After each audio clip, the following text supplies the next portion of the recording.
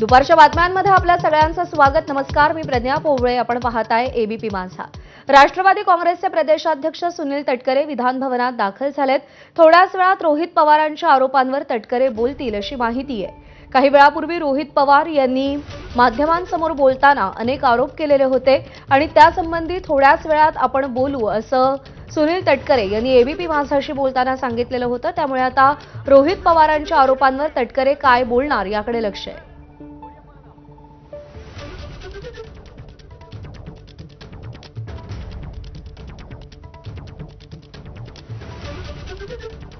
सुनील तटकरे, प्रफुल्ल पटेल राष्ट्रवादी ताब्यात घेत होते। आमदार रोहित पवार यांनी हा गंभीर आरोप केलाय। पटेल आणि तटकरेंनी आयोगाला पत्र लिहिल्याचा दावा देखील रोहित पवार यांनी केलेला आहे।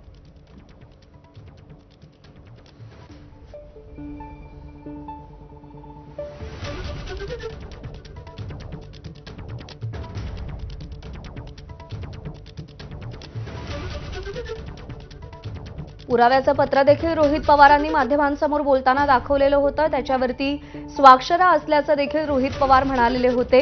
राष्ट्रवादी ताब्यात घेण्याचा प्रफुल्ल पटेल आणि सुनील तटकरे यांचा डाव होता असा आरोप रोहित पवारांनी माध्यमांशी बोलताना केलेला आहे। एक पत्र अजितदादांच्या पक्षाकडनं हे इलेक्शन कमिशनला देण्यात आलं। त्याच्यामध्ये सह्या कोणाकोणाच्या आहेत? प्रफुल्ल पटेल, सुनील तटकरे आणि ब्रिजमोहन श्रीवास्तव अशा 3 लोकांच्या सह्या आहेत। आणि त्या सह्या कशावर त्यांनी केलेल्या आहेत? एक तर त्यांनी खोटं सांगितलं की त्यांचे जे कॉन्स्टिट्यूशन आहे, एक प्रत्येक पक्षाचं कॉन्स्टिट्यूशन असतं, हे बदलण्यात आलेलं आहे आणि त्याच्यामध्ये जे कार्याध्यक्ष असतील, नॅशनल वर्किंग प्रेसिडेंट, यांना पक्षाचे पूर्ण अधिकार त्या ठिकाणी दिले जातील। हे या 3 नेत्यांनी, खास करून प्रफुल्ल पटेल आणि सुनील तटकरेंनी ही ताकद त्या पक्षाची आणि पूर्ण अधिकार जे अजितदादांकडे होते ते पूर्ण अधिकार हे प्रफुल्ल पटेलांना या पत्राच्या माध्यमातून त्या ठिकाणी दिलं गेलं। आम्ही म्हणालो होतो की त्या पक्षाचे राष्ट्रीय अध्यक्ष ह्या सुनीत्रा काकीच झाल्या पाहिजे आणि महाराष्ट्राचं उपमुख्यमंत्री पद सुद्धा त्यांनाच त्या ठिकाणी मिळालं पाहिजे आणि सगळे कॅबिनेट मंत्रीपद जे अजितदादांकडे होते ते सुनीत्रा काकींकडे गेले पाहिजे असं आमचं सगळ्यांचं मागणं होतं। ठीक आहे, फायनान्स आत्ता मिळालं नसेल, पण आता हे अधिवेशन झाल्यानंतर फायनान्स त्यांना मिळेल असं आम्हाला कळतंय।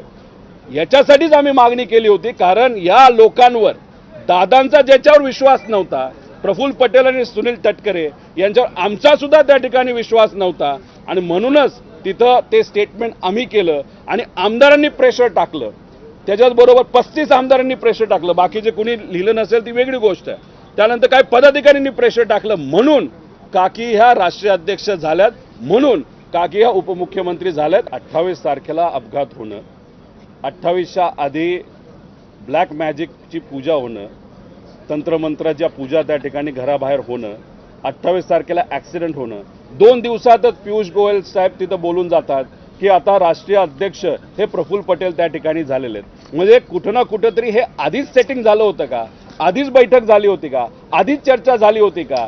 आणि मग तिथं येऊन डोळ्यात पाणी जे आणलं गेलं ते खोटं होतं का? कारण एवढं सगळं तुम्ही त्या ठिकाणी करणार असाल, एवढं कट कार्यस्थान त्या ठिकाणी असेल आणि मग तुम्ही फेब्रुवारी 16ला एक पत्र देताय इलेक्शन कमिशनला, सगळे अधिकार हे तिथं जे वर्किंग प्रेसिडेंट आहेत त्यांना त्या ठिकाणी देण्यात यावे। आणि ही गोष्ट जेव्हा सुनीत्रा काकींना कळाली तेव्हा त्यांनी हे पत्र त्या ठिकाणी लिहिलेलं आणि स्वतः त्यांनी लिहिलेलं आहे की 28 जानेवारीपासून ते त्या राष्ट्रीय अध्यक्ष होईपर्यंत जर कोणी त्या ठिकाणी पत्र कुठलंही दिलं असेल ते नल अँड व्हॉइड त्या ठिकाणी ठरवावं। म्हणजे सुनीत्रा काकींना कदाचित जी गोष्ट दादांना माहीत होती, कोणावर विश्वास ठेवायचा कोणावर विश्वास ठेवायचा नाही, हे काकींना कळलंय असं आम्हाला वाटतं।